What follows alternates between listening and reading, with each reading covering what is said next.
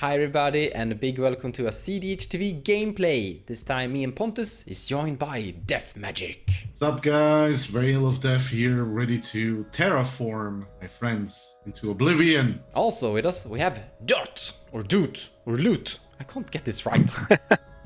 Dude. Hey everyone, I'm Doot, and recently I launched a Discord marketplace. It's called Doot Loot, and it's where I sell some rare Japanese and Russian foils, signed and altered cards, and other rarities specifically for the cEDH community. And you can find my Discord down in the description below. And thank you Mons and Pontus for having me on. I've been a huge fan of the channel for a really long time. So, today I'm playing Hearthhull the World Seed. As I said, I'll be terraforming on cEDH TV. My plan is to play as many lands as I can and untap my commander as many times. You can think of my commander as a second One Ring. How do we win? Plenty of ways. We Valakut out, we drain our opponents, we make infinite tokens. There are so many ways to win in this deck. I just hope I don't get land screwed with a 32 cEDH land deck. Me, I am playing Dr. Octopus. I kinda like this character from the Spider-Man series. He was a good villain, he had a good motive, a good story. But this is basically the Sultai Sage of Stone Gorgon commander, but this is actually, well, you're losing green, but you're gaining 8, or you're going up from 7 to 8. So it's a big card draw commander, if we can get it into play. And one big update too is that it happens in the end step. The Sage of Stone happens at the start of your turn, which means you have to survive the turn cycle. Here you get the value instantly, so you can kind of tap out and hopefully draw into like a Fierce Guardianship or something that can counterspell and such. But otherwise it's just a typical Demir, structured, trying to win with the fastest console. Today I'm bringing Green Goblin Revenants. This is a Rakdos commander, and the deck is basically just Rakdos turbo good stuff. But there's some like good interactions with things like Faithless Looting, basically drawing 4, Cathartic Reunion drawing 6, and like wheels and stuff. So I think there's some value to him. I don't think it's the best commander, but it does something, and the base package is pretty good. So basically just your Rakdos turbo with a commander that does something. So today I am playing Dihada. It's basically just Mardu, Turbo Breach, and Citadel. The only like notable includes in the list would be something like Angel's Grace, the Ad Nauseam. Sometimes it helps when you're being pressured by like Bowmasters and you have a Citadel out. Kind of helps you stay alive. I'm also on Trash for Treasure and Goblin Welder and Engineer. The deck is really just trying to get a Citadel into play as fast as it can. There's been a kind of funny trend of me keeping first 7s, even though I used to, I don't know, known for mulliganing low. But once again, I think I'm keeping the 7. This 7 is pretty solid. It's not everything we want. It doesn't actually have a winning game plan so far, but it is a guarantee. 1, 3, 4, 5. Yeah, it's a guaranteed turn 2 Green Goblin, and we do have Cathartic Pirate to discard 2, draw 2, then draw 2 more with our commander. Or if we draw land, we can just go turn 1, Gemstone, Land, Soul Ring, Felwar Stone, Cathartic Pirate. I think that should be enough for us to get somewhere. And just having a bunch of mana is always good. So this hand is offering me a Mystical Tutor, and that's kinda it. With that, we can't really find anything that we need to like secure a win. If that would have been like an Enlightened Tutor, which we can't play because we don't have a color identity of white, that could have been like a Rhystic Study or a Necropotence. On the other hand, we also don't really have any way of accelerating out an Rhystic Study turn 2. We are 100% going to mulligan this. So we have mana, Chromox and Lotus Petal for some speed, but we don't have a Tutor, and we don't have a Rhystic Study, we don't have a Necropotence, we don't have any payoff. Our commander is a little bit more expensive, so if he was a 4-mana commander, we could keep this. This is actually kind of why Blue Farm is doing pretty good, like Tymna free mana. You have Tymna turn 2 here, for at the very least. But I'm going to mulligan this because it's like a no action hand. Beschide Mirror can find Necropotence eventually, or the One Ring. Imp Seal for what? Rhystic Study? Is this gonna be a Rhystic Study turn 3? Mirror Maid. If we find mana to cast Mirror Maid turn 2, which basically requires someone has a Rhystic Study in play, which can't happen because I'm the only blue player. Maybe it's find a fish. That's fine. That feels good. And then sit with fish, lean back, accumulate mana, use Beseech the Mirror, find Necropotence. Yeah, I think it's gonna be Necropotence. Like turn 2 Mystic Remora isn't great, but the reason I'm keeping the hand is we have a second tutor, and honestly I don't feel like going down to 5. So keeping this. I kept my first 7 because it's very funny coping. Land, Mox Diamond, Mana Vault, a lot of mana, some mill, and some more mana. If we draw a second land, we are very happy. If we don't draw a second land right now, we might still be good. I'm still planning to do like a turn 1 either Mana Vault, so later I can, if I cast my commander, also Manifold Key and untap him. I do hope I draw another creature, but outside of that, this should be pretty interesting. Or I don't do anything. All right, so I will be keeping the 7. This looks like a turn 1 Blood Crypt into Gamble.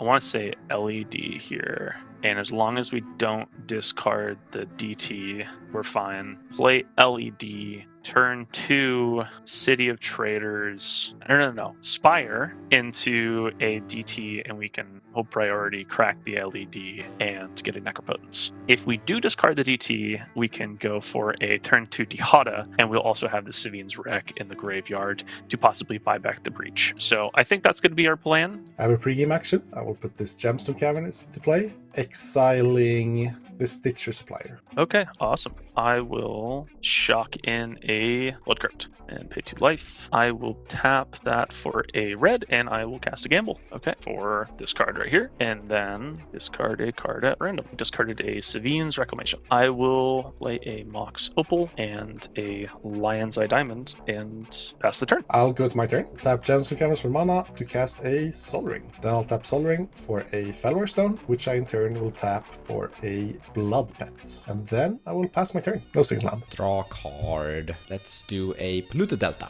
that I will sacrifice for an Underground Sea to cast an Imperial Seal.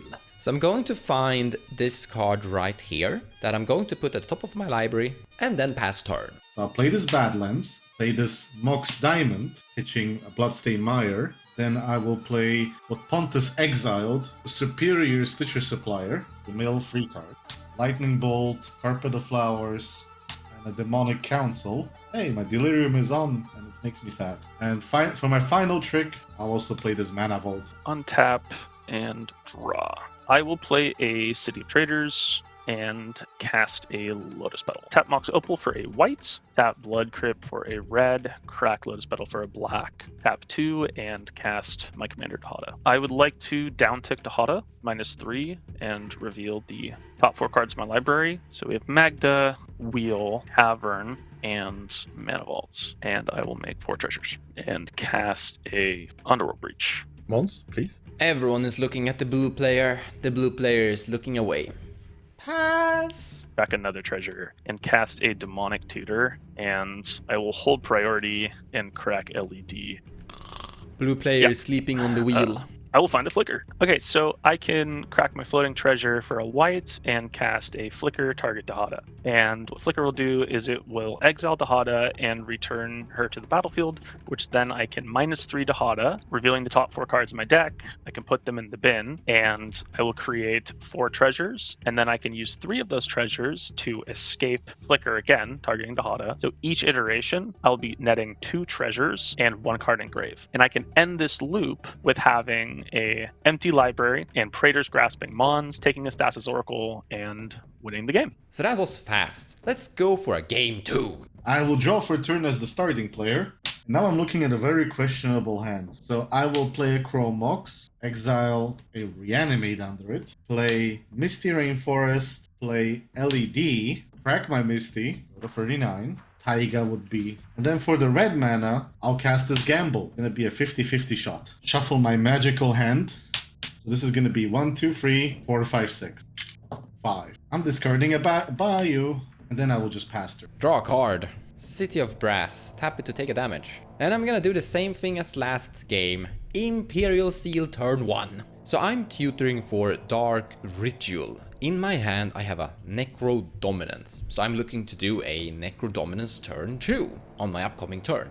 Sadly we don't have a second land drop, but I mean, it's fine. Necro Dominance turn 2. And if everything works out, looking at the board state, depending on what they put into play, I can go very low and probably be able to pull off a win even if I have to pass a turn cycle. You could tutor for Mystic Remora here, but with the lack of lands, I'm not going to be able to really pay for the upkeep, and I think that the safer course of action is to... Or now, actually, I want to put it like this. Or they are probably going to feed the fish, these guys. They are Stormy players, all of them. But I think I'd rather put a Necro Dominance into play and try to win the game on my turn 2, maybe turn 3 instead. Pass turn. We'll draw for turn. I will play a Badlands, cast a Gamble. Okay, so I think what we're doing here is we're grabbing a Lotus Petal. Hope we don't discard the Petal or the Esper. If we do discard the Esper, we can hopefully get a Magda, or we can start just turning cards with Faithless Looting next turn. Discard a card at random. Dark Ritual. I will play a Lotus Petal. Rack my Lotus Petal for a white and play an Esper Sentinel. If that's good, I will pass the turn. I'll draw for turn. I will play a Marsh Flats, Slam turn, and crack it. Finding a Badlands. Then I will cast a Chromox. I'm not playing for Esper Sentinel. Chromox CTB, I will imprint a Warrior's Oath. I will cast a Lotus Petal. And then I'll cast a Lineside Diamond. I will tap my Badlands and my Chromox, cracking my Lineside Diamond, discarding a Gemstone Caverns and a Pride Statue to have 5 mana, which I will use to cast my commander. And sadly, it's just a tax trigger in Dazzle of Haste, so I'll have to wait to next turn to have any value. If it was ETB or attacks, I would... Oh, it would be so nice. But sadly, I don't draw the extra 2 cards, and I will just pass my turn. I will draw for my turn. Not what I wanted, so I'll just play this Lotus Cobra and pass the turn. Draw my card I tutored for. Losing a life to cast a Dark Ritual. I cannot pay for Esper. With a free black mana, we're gonna cast a Necro Dominance. So I'm not even gonna ask if this resolves. One of them are Hellbent and none of them are playing blue, so not even passing priority. The question now becomes, how much life are we going to pay? So the total attack power is 6. So if I pay 30 life and I have to pass turn, I'm dead. So I'm gonna do a simple pay 10, go to 26. 1, 2, 3, 4, 5, 6, 7, 8, 9, 10. So I'm discarding Diabolic Intent, Trick Serenade, Miscast, Swan Song, Ghostly Pilfer, Time Twister, Fellow Stone, Land, and keeping these 5. I will start off with a Faithless Looting. Draw 2 cards and discard... Yeah, there's only 1 blue player. I'll discard a Grand Abolisher and... Sorry, changing my mind. Discarding a Praetor's Grasp and keeping a Miscast instead. No. You're all good. Play a Gemstone Caverns and attack Monster 1. Take 1. Right, I will pass the turn. Go with my turn. Oh, ho ho. I will... No, there's no reason for me not to do this. I'll tap 3 to cast the Wheel of Fortune. Not paying for Esper. I'm actually going to pass on this. My Necro hits were really bad, so this could be an upgrade for me. I'm gonna let this one resolve. Feels nice to be blue. I get to decide everything. Wheel resolves. Sadly, I discard nothing, so it doesn't help my commander, but drawing 7 is pretty good. Post-wheel, I'll play land for turn as a Vault of Whispers. I will cast a Mox Opal, and then I will tap my Vault of Whispers for a black, which I will use to cast a Vexing Bauble. I would like to pay 2 life with my Noxious Revival to put my Misty Rainforest on top of my library. I will pass priority after. Vexing Bauble resolves, and I'll move to combat. I will attack... It's actually interesting here, because I don't think Mons is very scary with the Vexing Bauble out, and Dude does have a lot of draw, but neither likes the Vexing Bauble, so I feel pretty safe. I will prioritize the Necro in play over the Adnos that might come, or Citadel. So I'll attack Mons for 3. On attack, I will discard a Dual Caster Mage, and then I would like to draw a card. I take 3 damage. And with combat over, I will pass the turn. I get to untap in my 3rd turn. Let's go. Play a Misty... draw a Misty Rainforest. Look at that. Let's cook. I will play a Misty Rainforest. Trigger my Cobra. I will make a green mana. I would like to crack my Misty Rainforest. I'll get an Overgrown Tomb and pay 2 extra life. This will make a black mana. And I'll tap my Chrome Mox to play this Mana Vault. Not pay for Esper Sentinel. Mana Vault resolves. Cool. I will then tap the Mana Vault, leave colorless, 2 colorless floating, then use red, green, black, colorless, memory serves me right, to play my Hearthhull, my commander. Then I will use my Lotus Cobra to station my commander. So it has 2 charge counters on it. Then for free mana, I will play a Tireless Provisioner. Then I'm gonna crack my LED for triple red, discarding my Sylvan Libraries, Carpet of Flowers, a Badlands, and a Deadly Rollick. I have 3 red. I will tap my Tireless Provisioner to station my commander to 5. Then I'll use one of the red to tap it, sacrificing my Shock land to draw 2 cards and play an additional land this turn. Draw 2. I wish I had a land from something like... Fortunately, we did not draw that. That was a very sad top deck. I will pass the turn. Awesome. I get to untap. I didn't take any damage there, so I'm still at 22. No draw step. So we're just gonna land drop this Doll Amroth. We have the magical 2 mana to cast a Bone Upon a Wind, but there's a Vexing Bubble in play. So we more or less have to survive another turn cycle. We're gonna cast a Copy Artifact, not paying for Esper Sentinel.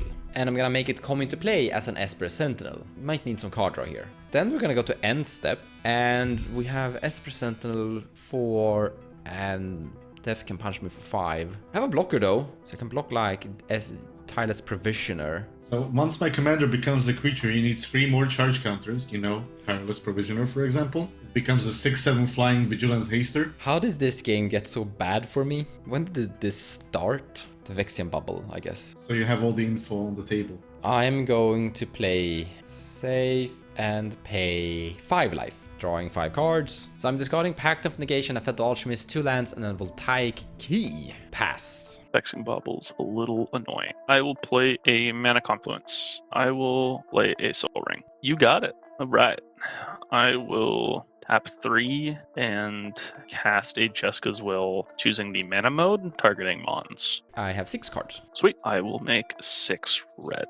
I will spend 2 red on a Talisman, go to 4 red, and then spend 3 red and pay 1 life and cast a Smothering Tithe, floating 1 red. Then with my final red, I will cast a Vexing Bubble. Wait, no, I'm supposed to be in control of that. Not you too. Pontus, I'll hit you for 1. No blocks, I'll take 1. Yeah, I'll kick you while you're down, Pontus, and then I will pass my turn. Go to my turn. Not paying for Smothering Tide. Land return will be a Mana Confluence. I will move to combat. I don't think we need to be scared of Mons, actually. I like where you're talking, how you're talking here. So yeah, I agree. I'll attack you for 3 dudes. The attack trigger, I will be discarding a Stitcher Supplier to draw a card. In my second main phase, I will tap 2 to cast a Felwar Stone, not paying for any Esper Sentinels. And you get a treasure from me. So we're in a spot where I'm not actually sure how to play. I actually kept this deflecting spot because if I pass, I kind of need it. Or I might need it rather. And we can both sack our mana Vexing Bubbles if we want to, because we have mana. But what I'm thinking about is the fact that I can probably safely jam here, but I don't think I have enough mana. I think I'm like 1 short, to be fair. What I can do is just last chance. I will have 6 mana. I can Grim Tutor for Breach. I can cast Breach. I have 1 mana left. I have a draw before that with Green Goblin, so I might draw land. I have Stitcher Supplier. The problem is I can't Lineside Diamond or Lotus Battle, so I would need to find Culling the Weak somehow. Culling the Weak does work here, but it's exactly Culling the Weak, and I can't Breach into Grim Tutor again. I can't Grim Tutor for Culling the Weak because I don't have the Breach then. I think I'm kinda likely to draw something that helps me get there. I do think this is a really clear window for me to push. It's basically only if Dude has Breach removal or silence that kills me. So I think this is a very, very decent window, but I also don't think we need to push. But basically, I like pushing, so I think I'm gonna push. That's a lot of words to talk about being correct. I think it might not be, but it's more fun. So I don't know what you expect of me. I'll cast the last chance. Well, I've been discarding all my interactions, so pass. Last chance results. I would like to go to my next and last turn. I will untap and draw. I will not pay for Smothering Tide. I will move directly to combat, attacking Dude for 3, trigger my commander. So this one will never matter this turn, unless I draw specifically Jeska's Will. This one might matter, so I'll discard Strike It Rich and draw a card. Oh, you may draw, or you may make a treasure. I will, in my main phase, tap 3 to cast a Grim Tutor, not paying for an Espers. Not paying for time. Yeah, I'm going to tap here and crack 2 treasures and cast a Dualcaster Mage. Wait, that's illegal. That's pretty cool. Yeah, that stops it. Huh. Huh.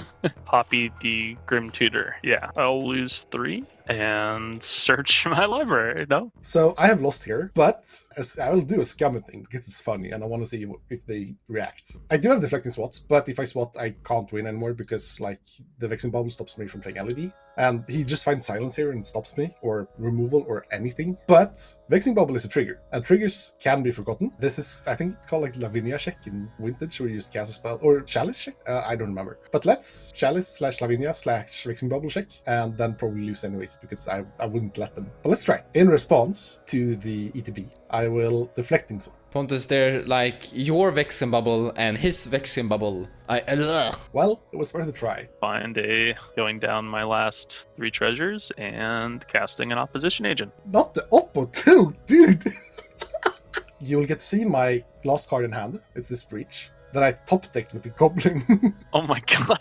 But then I will tutor my library. So what do you want during my turn? It doesn't matter. I guess I'll take your Vamp Tutor. I have 1 single out for this to work. Given Mons don't have free interaction, I'll crack my Vexing Bubble to draw a card. I will pay for Smothering Tide as I'm dead. This wasn't the calling the week. And step, trigger last chance, and die. Bye-bye. I will lose a life to Mana Vault. Draw a card, and you get to make that mana. Then I will tap my Tireless Provisioner to crew, well not crew, to station my vehicle to an 8, making it a creature, and immediately go to combat, attacking you, dude, for 6 in the air. Ox, take 6. Second main, here's to the cope. Tap this for a mana, tap my commander, sacrifice this land to draw 2 cards. You all lose 2 life. So I will play Blood Crypt, shocking it in. Trigger, make a treasure, trigger, make green mana, and then pay 4 mana, play Blended Reclamation. I'm not paying for Esper Sentinels. Land,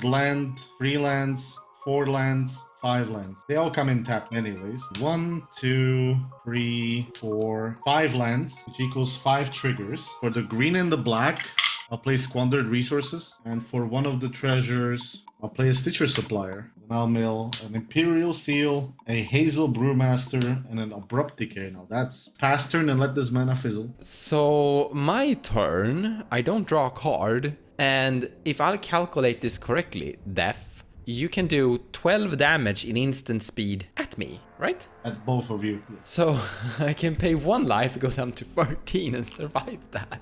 Land drop, island. Don't touch my commander. I recommend not doing that. It's only gonna get worse for you if you do that. So I can bounce his commander, but then I think he just fires it off and kills me and puts me to 2.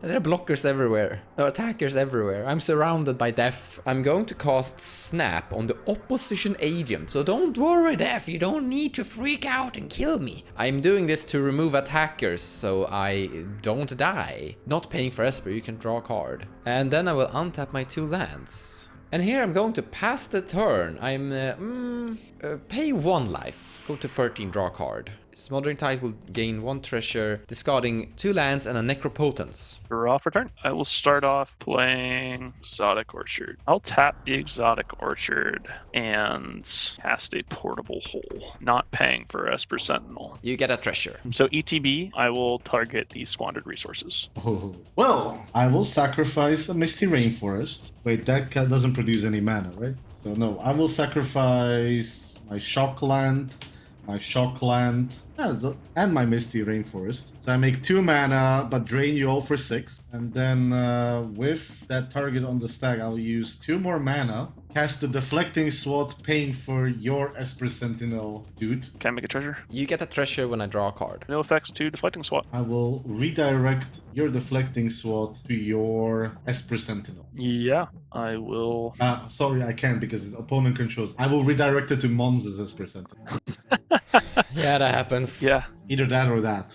Cast Dihada. Down tick Dihada, Angel's Grace, Raucous Cedar, Raider's Grasp, and Vampiric Tutor. All 4 will go to my graveyard. Go to combat, and I'll send 3 over at Mons. I am going to respond by losing a life to cast an Orcish Bowmaster. Sticking to the end. ETB, I will shoot your Esper Sentinel, and then my token will block your dual custom mage. I take no damage. Yeah, I will respond to the target. I will spend 3 mana and cast a Chance for Glory. So creatures I control gain indestructible, and I take an extra turn after this one. At the beginning of that turn's end step, I lose the game. No response to this. It resolves, and I will ultimately take 1 damage from the Esper Sentinel. Go to my second main phase. Cast a Savine's Reclamation, targeting Underworld Breach. I will spend 3 and cast a Jeska's Will. I will have 6 red mana. Exile top 3. I'll say it's a Taru, a Cabal Ritual, and a Talisman of Conviction. I will spend 2 on the Talisman, 4 red floating, and cast Taru. So with the Taru ETB on the stack, I will escape a Vampiric Tutor with a treasure. I'll put this card in my hands. And then I'll have a Taru ETB, and I will choose to target Death. Would you like to draw a card? Okay, I will also draw a card, and I have a Smothering Tide trigger. With my 2 Orc trigger, I will put 2 damage at your face. Cast a Grand Abolisher from my graveyard, exiling a Lotus Petal, a Magda, and Vampiric Tutor. 2 treasures to cast my own Orcish Bowmaster. I don't think we should kill my Orcish Bowmaster with this one. I'm not gonna kill yours. I'm shooting the dude in the face. Yeah, that's fine. So Grand Abolisher will resolve 4 red remaining, 2 of my floating red on a Talisman Hierarchy, and then I will spend my last 2 on a Grinding Station. I'm just going to present a shortcut here. So what I can do is I respond to the ETB of the Grinding Station, then untap by tapping it, stacking my Soul Ring, and milling 3. Then the Grinding Station will untap, and I can spend 1 of my treasures to recast the Soul Ring, and I can now begin a loop of going positive in colorless mana and filling my graveyard. I can do that until I find Flicker, and then I can Flicker Dihada, and I will end with a Praetor's Grasp, again, either targeting Mons, or I can bounce my Dualcaster to my hand, go to my next turn, and Dualcaster Twin Flame with re-escaping Underworld Breach. Is that acceptable? I have Fastest in hand, so it's good that you have an alternative there. Yeah, GG's, I win. Who knew? Turbo Mardu, pretty good. Turn 1 Esper Sentinel into a Smothering Tithe is always a very solid plan. Great to be on. It was really cool to see Death's deck actually,